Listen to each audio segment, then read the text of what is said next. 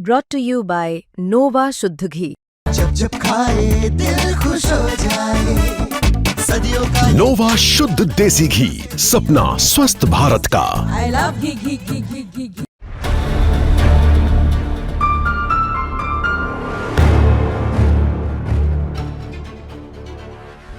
दुनिया की बड़ी विमान कंपनी एयरबस इस वक्त मुश्किल में है और वजह है सोलर रेडिएशन, यानी सूरज से आने वाली तेज किरणें जो उनके कई विमानों के सिस्टम पर असर डाल सकती हैं। इसी खतरे को देखते हुए कंपनी ने अपने करीब 6000 प्लेन रिकॉल कर दिए हैं। ये कोई छोटी बात नहीं है। कंपनी के 55 साल के इतिहास में ये सबसे बड़ा रिकॉल माना जा रहा है। एयरबस को आशंका है कि सोलर रेडिएशन की वजह से उनके कुछ विमानों में लगे सेंसर, सर्किट और बाकी इलेक्ट्रॉनिक हिस्से प्रभावित हो सकते हैं। इसलिए कई प्लेनों की स्पेशल सेफ्टी चेक होगी। कुछ हिस्सों को बदला या अपडेट करना पड़ेगा। विमान के हार्डवेयर और सिस्टम की भी जांच की जाएगी।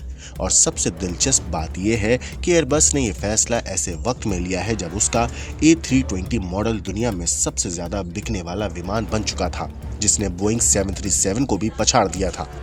A320 सीरीज को इसलिए पसंद किया जाता है क्योंकि इसमें fly by wire technology, modern glass cockpit, digital display, बेहतर ऑटो पायलट, कम ईंधन की खपत और यात्रियों के लिए ज्यादा लेग रूम वाले आरामदायक कैबिन है। ये सारी खूबियां इसे एयरलाइंस की पहली पसंद बनाती है। लेकिन एयरलाइंस और यात्रियों पर इस चीज का क्या असर पड़ेगा? अगर इस बारे में बात करें तो एयरबस ने सेफ्टी चेतावनी दुनिया भर की एयरलाइंस को भेज दी है। इसका मतलब है कई फ्लाइट की शेड्यूलिंग बदल सकती है, कुछ उड़ानें देर से चलेंगी या कैंसिल भी हो सकती हैं। लाखों यात्रियों की यात्रा योजनाओं पर असर पड़ सकता है। देखिए, ये पिछले 50-55 साल में इस तरह की जो बुलेटिन आई है और वो भी एयरबस की तरफ से आई है, ऐसा होता नहीं है, लेकिन ये पहली बार इससे हुआ है। और जो सोलर रेडिएशन की बात हो रही है, और भी मैं सुन रहा था आपके चैनल के ऊपर जो कहा जा रहा है, एयर इंडिया ने भी अपना स्टेटमेंट दिया है, इंडिगो ने भी दिया है। देखिए, प्रॉब्लम तो होने जा रही है इन जहाज़ों पे, लेकिन एयरबस से एक बात बहुत क्लियर की है कि सारे इनके 320 पे नहीं है, कुछ 320 पे है। शायद अप्रॉक्सीमेटली 6000 कुछ है जहाज पूरी दुनिया के अंदर उड़े हैं 320। उनके ऊपर ये प्रॉब्लम आ सकती है, उनको अपग्रेड करना है, अपडेट करना है, और उनका फ्लाइट कंट्रोल सिस्टम जो है वो डिस्टर्ब हो सकता है, नेविगेशन सिस्टम हो सकता है, जैसा कि बताया जा रहा है। बिल्कुल ठीक है, क्योंकि हाई रेडिएशन से ये एयरक्राफ्ट, पहली बात तो एयरबस में ये प्रॉब्लम आने की वजह क्या है कि टोटल कंप्यूटराइज्ड एयरक्राफ्ट है। टोटल ये जो है फ्लाई बाय वायर सिस्टम, सब कुछ इसका जो है टोटल कंप्यूटर कंट्रोल्ड है।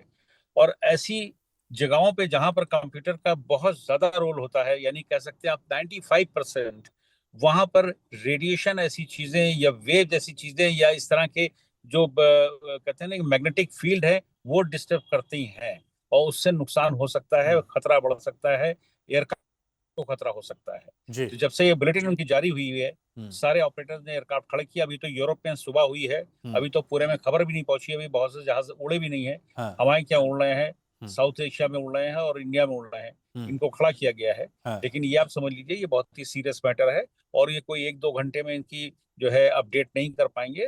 लगेगा 6 से 8 घंटा लगेगा एक एयरक्राफ्ट के ऊपर। वो जो प्रॉब्लम पाया गया था वो इनके कंप्यूटर सिस्टम में था, इलैक कंप्यूटर सिस्टम, जो कि एलिवेटर और एलरॉन दोनों को कंट्रोल करता है।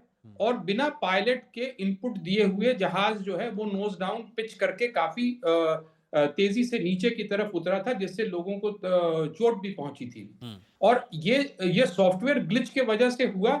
और ये सॉफ्टवेयर ग्लिच उस सॉफ्टवेयर की बात कर रहे हैं जिसको इलैक L104 बोलते हैं, जो 2024 को अपडेट लाया गया था।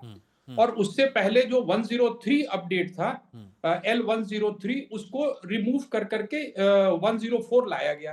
तो जितने नए जहाज हैं वो ज्यादा प्रभावित हुए। अभी जो सॉफ्टवेयर का बदलाव कहा जा रहा है वो बदलाव अपग्रेड नहीं है, बल्कि सबको कहा जा रहा है कि आप पुराने वर्जन पे चले जाइए, क्योंकि वो ज्यादा स्टेबल है। और ये स्टेबल क्यों नहीं है, उनका ऐसा मानना है कि ये सोलर रेडिएशन की वजह से ये स्टेबल नहीं है। और इसलिए जो नए वाले हैं उनको वापस रिवर्ट किया जा रहा है ओल्ड इस पे। और ये बहुत सीरियस है, क्योंकि जहाज की सारी कंट्रोलिंग फ्लाई बाय वायर का मतलब ये होता है कि एयरक्राफ्ट में जो पायलट है वो सिर्फ स्विचेस को ऑपरेट करता है, इन द सेंस कि वो स्टिक को आगे पीछे करता है, जो एक स्विच को ऑन करता है, फिर इलेक्ट्रिकल सिग्नल जाता है कंट्रोल्स पे और वहां पे हाइड्रोलिक एक्चुएटर उसको आगे पीछे कंट्रोल्स को चलाते हैं। ब्यूरो रिपोर्ट, क्राइम तक।